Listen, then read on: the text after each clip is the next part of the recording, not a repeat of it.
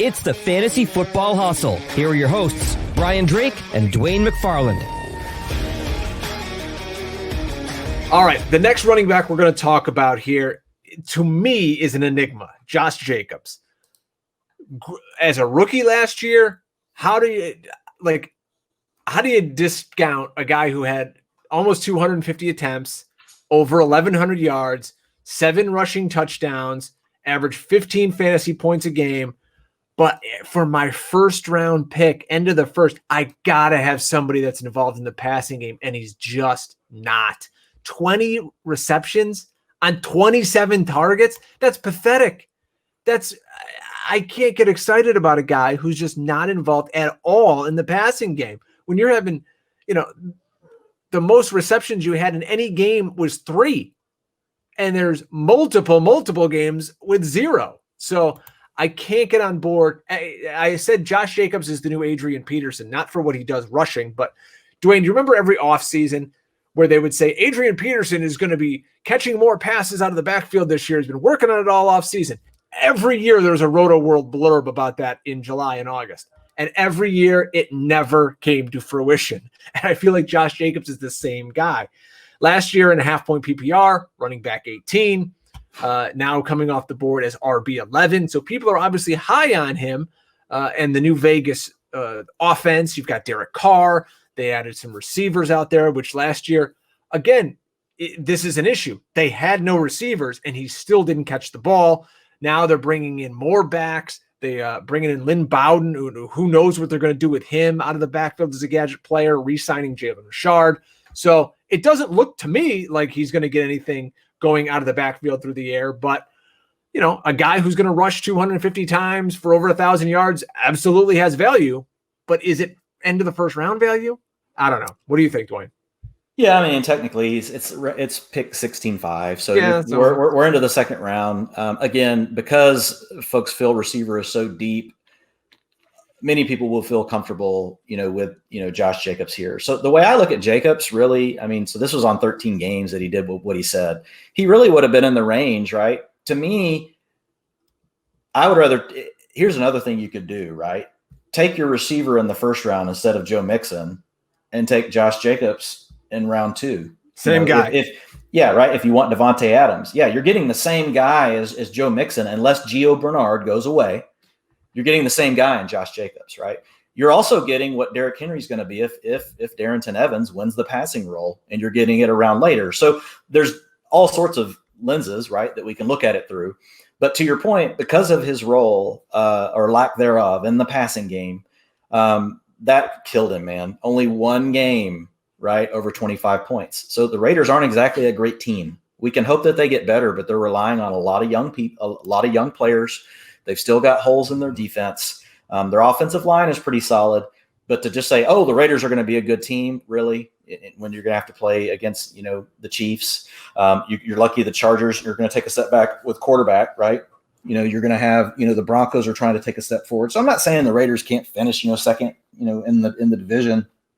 And they definitely went after receivers. It's like they're just saying, hey, we can't hold Kansas City down points, so we're just going to try to score as many as they do.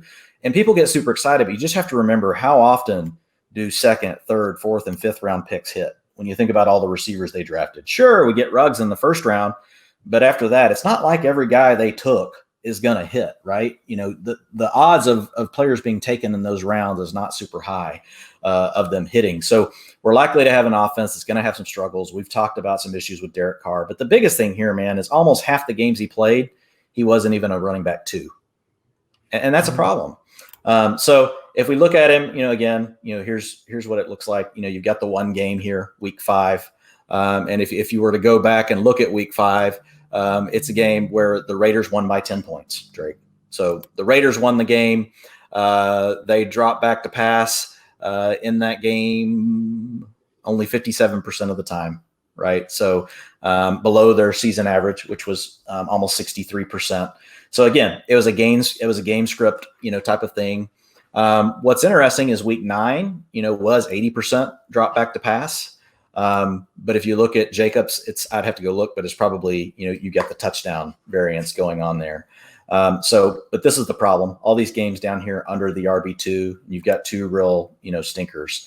If you think about his snaps, again, just like what we saw with some of these other guys, it's just if the game scripts aren't going right, they just get pushed down too much because he doesn't get used in the receiving game, and he comes off the field. Just like you said, Jalen Richard was re-signed, and then they draft, somebody in Lynn Bowden that is getting listed as a running back, and he's a receiver. And remember, this is John Gruden. Mm-hmm. John Gruden has only really had one bell cow runner ever, and it was 1 year with Cadillac Williams. I believe it was his rookie year. It might have been his second year. Just not a guy that's willing to not to say he never would, but he never has so far other than just one time ridden one guy. He likes to sprinkle these different guys in, and I think that's what he's going to continue to do based on the offseason moves we saw. Right now, again, our view can change as we hear more news as preseason goes, but it's going to have to be pretty strong because they've put their money where their mouth is with two receiving backs, not one, two receiving backs, right? Mm-hmm. And so that is worrisome. So what that means is Jacobs is going to be dependent on the scripts. So 75%, though, this is really good inside the 5. He's 75%, but on an offense that's wasn't very good last year, right? 66% of the carries, that's really good too. Those numbers are both worthy.